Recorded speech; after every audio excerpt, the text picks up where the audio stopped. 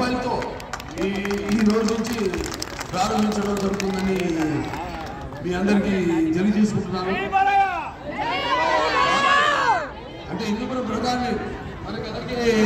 ఈ 38 వార్డులు ఏవైతే ఉన్నాయో ఆ వార్డులో కూడా అభివృద్ధి కార్యక్రమాలన్నీ కూడా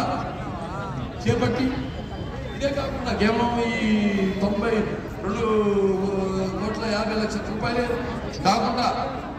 ఏదైతే హౌడా నుంచి 15 కోట్ల రూపాయలు ఏదైతే ఉన్నాయో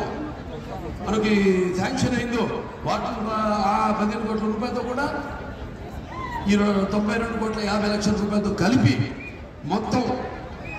ఈ యొక్క 38 వార్డుల పనులన్నీ కూడా మౌలిక సదుపాయాలన్నీ కూడా సమకూర్చడం జరుగుతుందని, అంతేకాకుండా మిగతా రోడ్ల అన్ని కూడా వాటిలన్నింటినీ డెవలప్మెంట్ చేయడం జరుగుతుందని తెలియజేసుకుంటున్నాను. అలాగే ఇది గొల్లపల్లి రిజర్వాయర్ ఏదైతే ఉందో ఇంతకుముందు మనం 194 కోట్ల రూపాయలతో మన